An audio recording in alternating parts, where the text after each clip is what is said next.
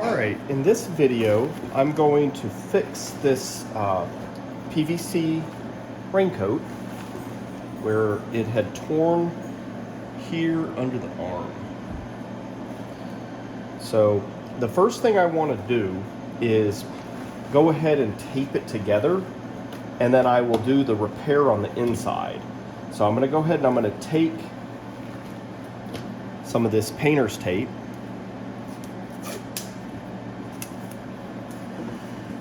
and what I'm going to do is I'm actually going to kind of put this glass jar inside here just to kind of get me something to tape against.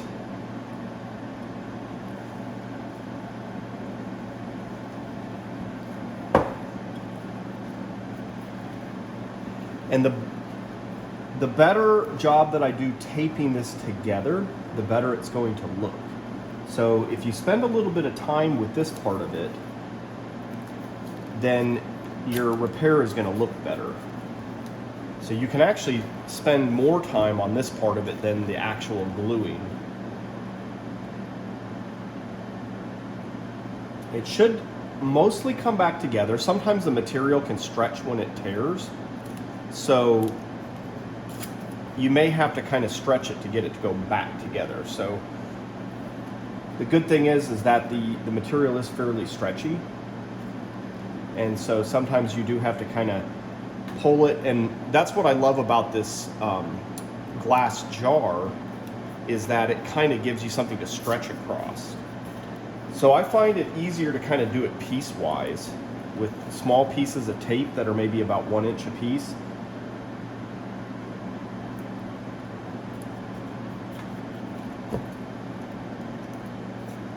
You can rip a large piece, but I usually just use some smaller pieces to kind of stitch it together. Now the great thing is that this has little polka dots, so it gives me a reference of where to line things up. Other materials won't really have that, so what you'll have to do is you'll have to use jagged spots on the tear to line up those jagged spots, or if you can come across a factory seam like I have down here in the armpit, you can line that up. If you don't have very many reference points to line up, then what you want to do is go ahead and line up and tape the ones that you do have, and then kind of work between them.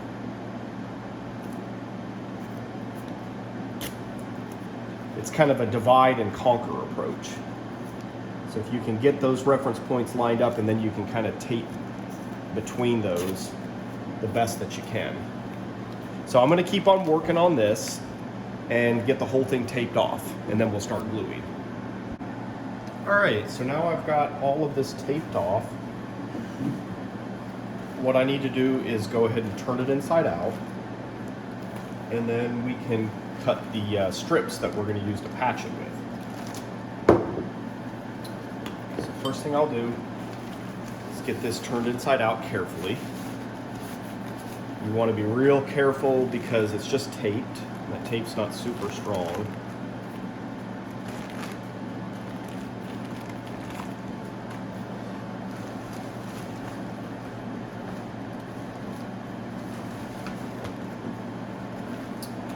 Now the first thing that you want to do is make sure this is clean. You want to use some rubbing alcohol at least, or potentially some acetone, which you can get from the paint store. The acetone will actually make it form a much stronger bond, so if it's in an area that's going to get a lot of stress, you might want to take a Q-tip and clean with acetone. This one doesn't quite get so much stress, so I'm just going to use some isopropyl alcohol, and I'm going to clean where I'm going to be gluing, just to make sure that it's got no oil or silicone or anything like that, because that's going to prevent it from getting a good bond.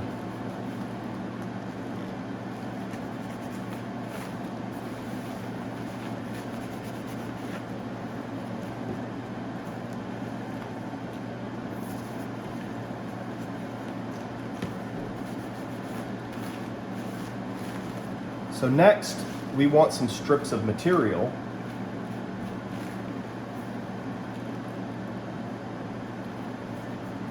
glue over this on the inside. And what I'm going to do, set that aside, and I have some shiny black material that came from PVC you like, and you can use scissors, but I have a cutting mat with one of these rolling cutters, and I'm going to cut some 1/2 inch strips. I'm going to go ahead and do, I don't think I'm going to need more than 2 with this length that I have here.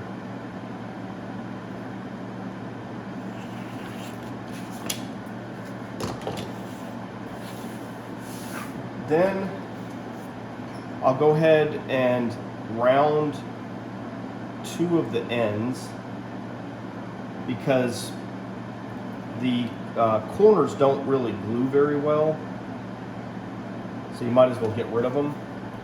They don't stay bonded, I should say. And we don't know how much of this we're going to use, so I'll cut the other end once I get to it. So I'll set those aside, and before I start gluing, I'm going to put on some gloves to protect my hands from the glue, because the glue's got acetone and toluene and some MEK in it, and that stuff is not good for your skin. It dries it out. It's also not good to breathe. But I have a air filter that's a HEPA and a carbon filter. The carbon filter is actually what will help with getting rid of the VOCs. You can also just do this outside, have a fan blowing across your work area with an open window. You just don't want to breathe this stuff, so you want to take whatever steps necessary. You can also use a respirator with a carbon filter.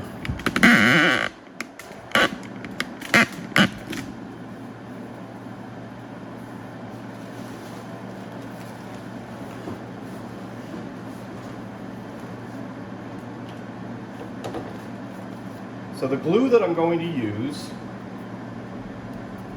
is in a syringe here. It's HH66 vinyl cement. You can also use vinyl cement that you can purchase from your pool supply store. They sell these vinyl pool liner repair kits, and it comes with some glue in a tube. And you can use Q-tips to spread it. I prefer using a syringe with a blunt needle. This is a 18 gauge needle. It's a real good size. Gives you a lot more control. All right, so now to find where I've taped it. There it is. And I'm going to start on one end and work my way back. I'm going to put my glass jar inside to give me something hard to work against. So I guess I'm going to start working my way from this end here.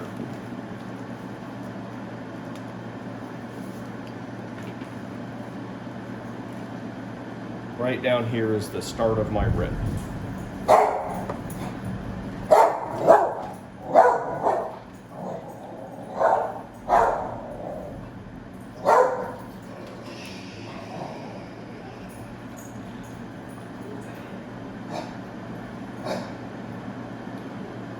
I'm going to put a little bit of glue to get my strip started.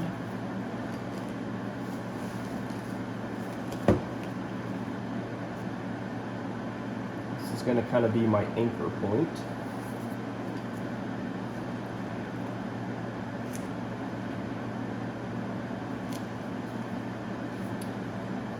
Once I have that, I can take and work whatever length I'm comfortable with. I would recommend about 1 inch at a time.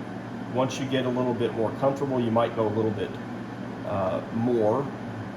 I usually will do a few inches at a time.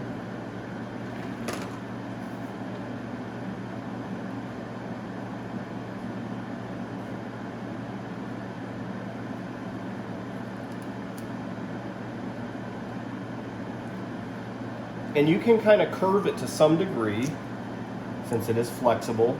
If you have to do a really hard curve, you might want to cut some little relief notches, or you could stop and cut it and then start again kind of at another angle.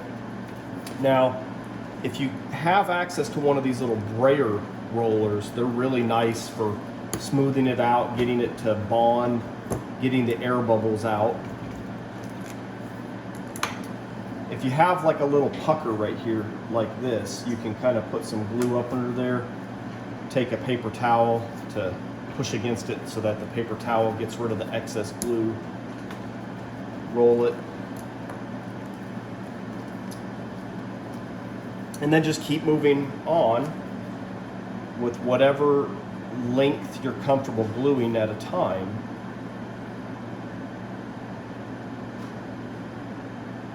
I'm using the needle to kind of spread it out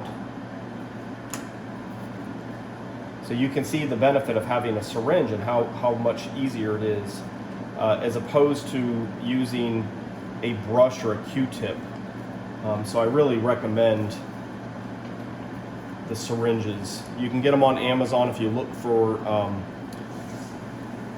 blunt needle syringe, or you can buy the syringes separate and buy the needles if you just search for blunt needle. They're used by all sorts of crafters for doing glue, and they're relatively inexpensive. I always kind of peel back a little bit before I start gluing again so that I make sure that I don't have gaps in my glue.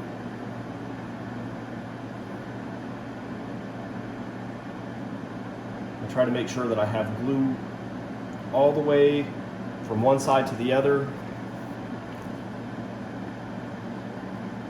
And I lay it down following my tear, trying to keep it straddled. About 50% of the strip on one side and 50% of the strip on the other side of the tear. Now it's good to go back and roll the stuff you've previously done because this glue takes about half an hour really to set up. You can continue to work out bubbles and wrinkles for up to about half an hour. If you lay the strip down and you're not happy with it, I easily could peel it back up. I don't want to do that because I'm happy with it, but the glue is pretty forgiving. You can work with it for quite some time. It's not like it's super glue where once it's down, that's it. You can actually peel it back up minutes later. You can even peel it back up to, really, there is no time limit. You could do years later using a blow dryer. Heat will actually release the glue. It does make the material very soft, so you don't want to pull too hard because it will distort the material. If it's something that's inflatable, you absolutely don't want to use the blow dryer when it's inflated because it will cause a bulge. It'll distort the material. But the heat really can be wonderful if you're trying to release something that you're not happy with. Or say if you have an old patch and the patch doesn't hold up, you could actually remove the patch and put a new one down just by using a blow dryer.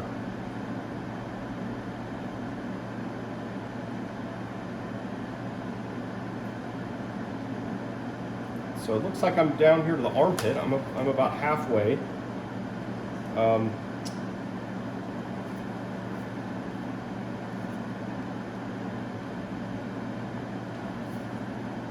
Which is excellent. I'm going to put this paper towel under this little flap, and this flap kind of goes around the arm opening. I'm going to do this so that I can have something to push against. I don't want to glue to the other side, but I want to bond kind of going up this thing here. It may not be quite wide enough. I kind of got like a little bit of a V going on there. I may have to do another piece, which I got a little bit left there. I could go ahead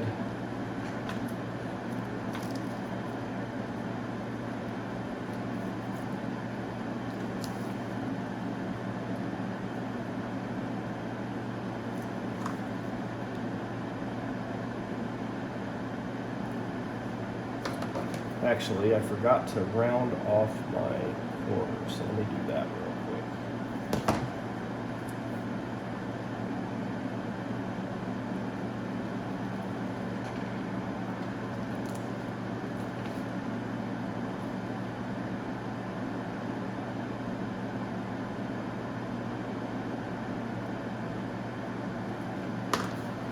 Put this back under there because it's going to go a little bit past the end.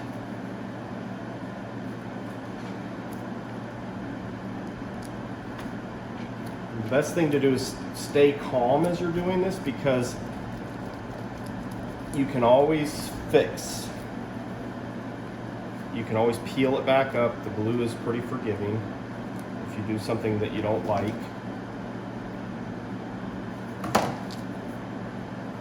You can always roll out bubbles or wrinkles that you end up getting.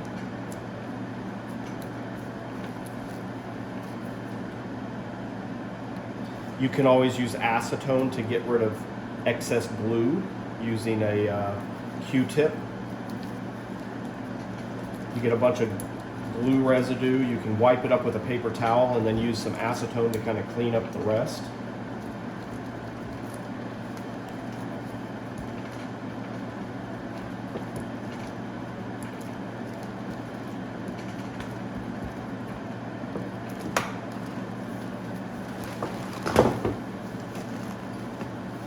Alright, so now I just have to go to here. So not too much left. I'll go ahead and get my next strip I cut and get a little bit of glue on there to anchor it down. And then I am going to flip this piece over, this little flap that's there.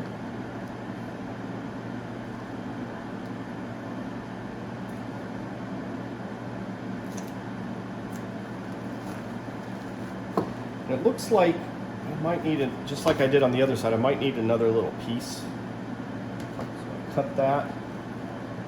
I'm going to round the corners off. Things do get kind of funny in the armpit area, which is where this is. So I'm not terribly surprised that I kind of have a little bit of a gap there, because there's a lot of different angles that come together. And that's probably where the tear started.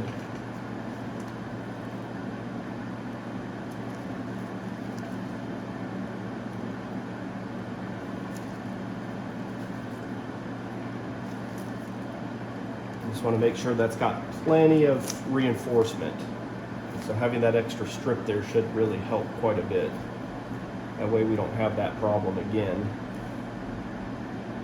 Generally you won't have it tear where you put this because it's pretty strong. The glue and everything adds a lot of extra material, but it'll potentially tear next to it. So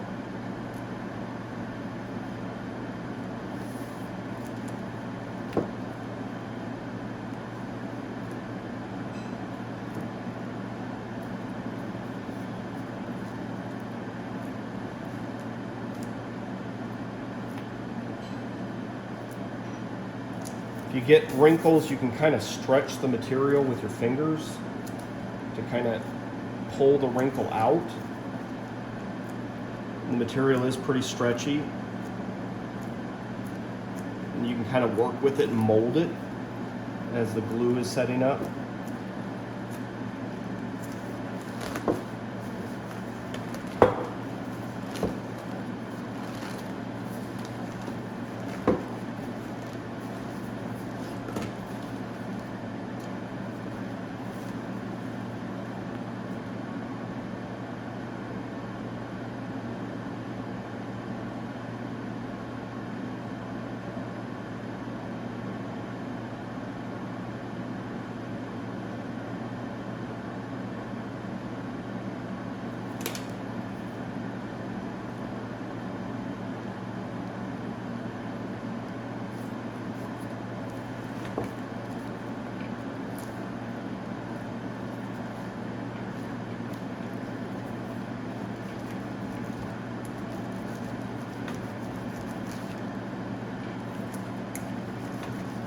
you start getting a lot of glue on your gloves and fingertips, I would recommend changing your gloves out. Otherwise, you'll just trap glue. And the more glue you get on there, the more likely additional glue will stick to it.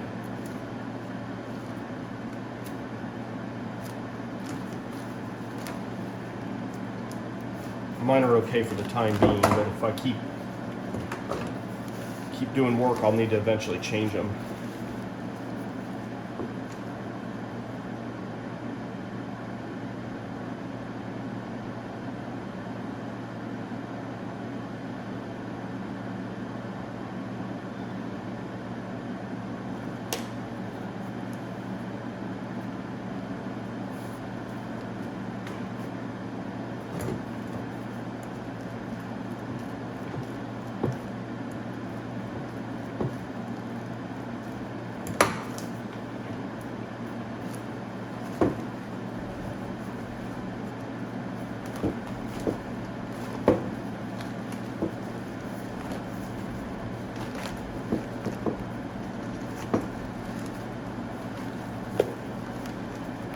Trying to get my bottle or jar resituated here.